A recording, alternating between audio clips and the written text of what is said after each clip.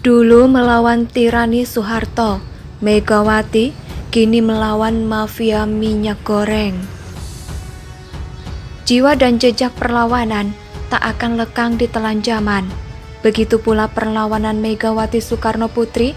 Sejarah mencatat betapa giginya putri sang proklamator itu melawan tirani Orde Baru. Nampaknya darah keberanian sang ayah cukup deras mengaliri jiwanya. Puncak perlawanan Megawati berujung pada peristiwa Kuda Tuli atau kerusuhan 27 Juli 1996. Pada tanggal 27 Juli 1996, kantor DPP PDI di Jalan Diponegoro yang dijaga massa arus bawah pendukungnya diserbu oleh massa pendukung Surdaji, bentukan rezim Orba. Serbuan pendukung Surjadi yang didukung militer itulah yang memicu kerusuhan massa. Dampaknya PDI terpecah menjadi dua kubu, yakni PDI dengan Ketua Umum Surjadi yang didukung rezim Soeharto dan PDIP yang dipimpin Megawati dengan dukungan militansi arus bawah partai. Pada pemilu 1999, setelah kejatuhan Soeharto, PDIP sukses besar menjadi pemenangnya dengan perolehan suara di atas 33%. Sedangkan PDI-nya Surjadi tenggelam tidak dilirik para pemilih. Hampir 26 tahun kemudian, Megawati kembali melakukan perlawanan. Kali ini putri Bung Karno itu melawan kerakusan mafia minyak goreng dengan caranya sendiri. Akibat terjadinya krisis minyak goreng dalam 3 bulan terakhir ini, sering terjadi antrian panjang. Ibu-ibu yang rela berdesak-desakan untuk mendapatkan minyak goreng. Bahkan para ibu itu sudah datang pagi-pagi untuk mendapatkan antrian awal. Megawati heran bagaimana dengan sarapan anak-anak para ibu itu bila mereka sudah meninggalkan rumah begitu pagi untuk antri minyak goreng. Kapan mereka masaknya?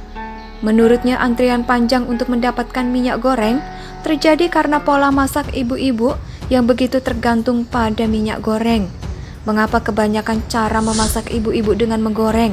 Mengapa tidak dengan merebus atau mengukus yang secara kesehatan lebih baik?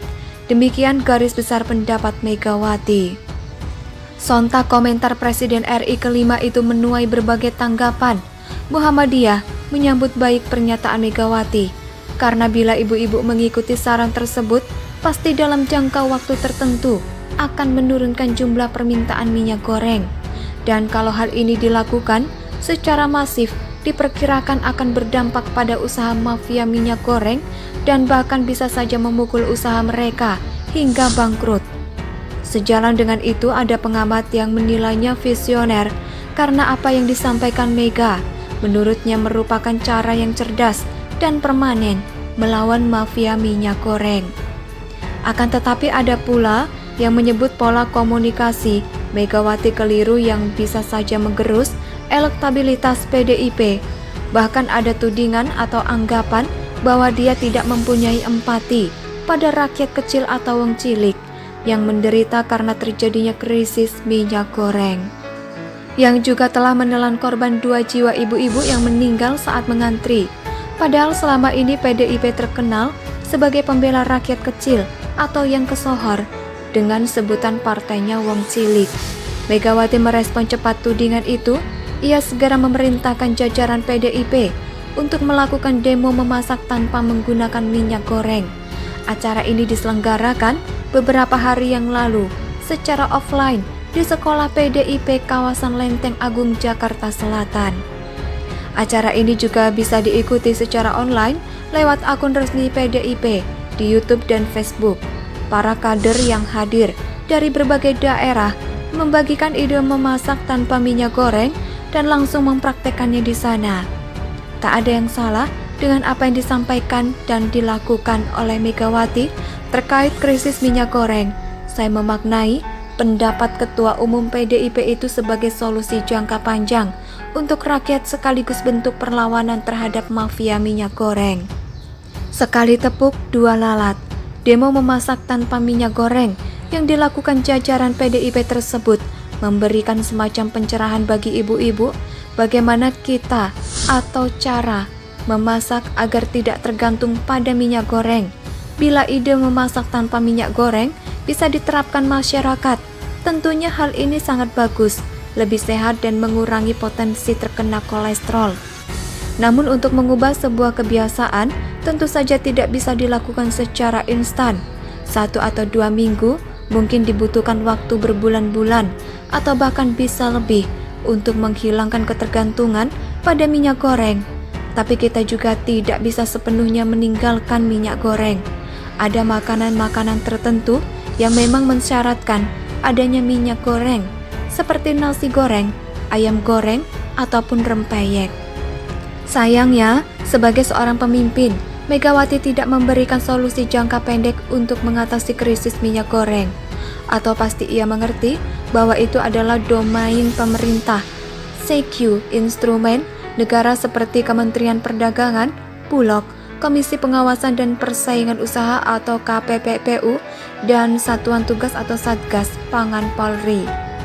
Bisa dikatakan krisis minyak goreng ini unik. Bagaimana bisa krisis seperti ini terjadi pada sebuah negara yang merupakan produsen CPO terbesar di dunia?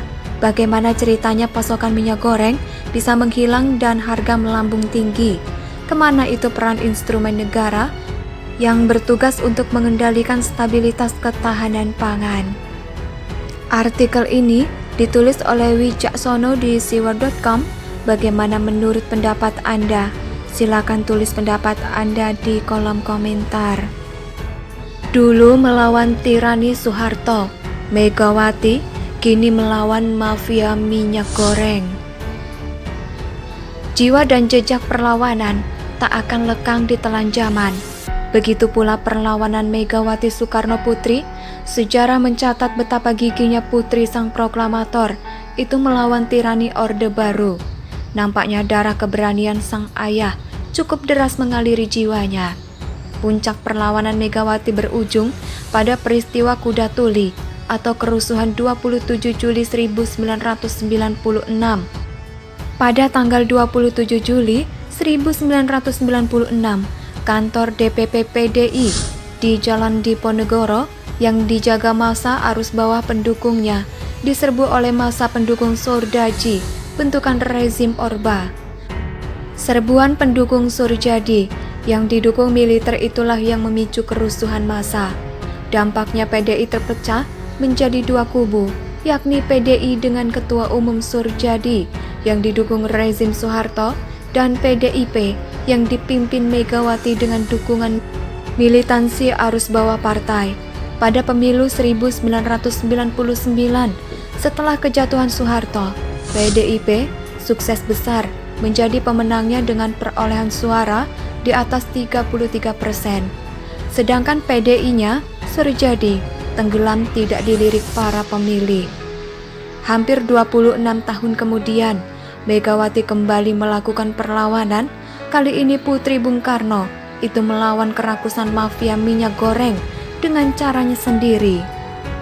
Akibat terjadinya krisis minyak goreng dalam 3 bulan terakhir ini, sering terjadi antrian panjang. Ibu-ibu yang rela berdesak-desakan untuk mendapatkan minyak goreng.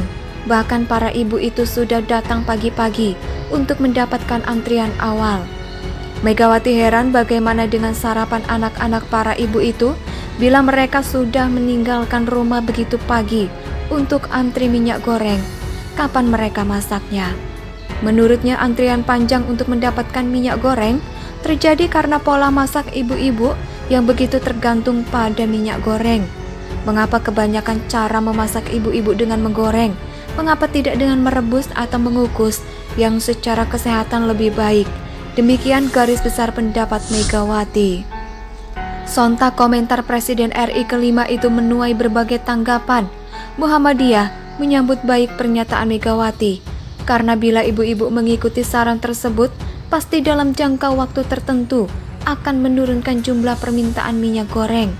Dan kalau hal ini dilakukan secara masif, diperkirakan akan berdampak pada usaha mafia minyak goreng dan bahkan bisa saja memukul usaha mereka hingga bangkrut. Sejalan dengan itu ada pengamat yang menilainya visioner karena apa yang disampaikan Mega menurutnya merupakan cara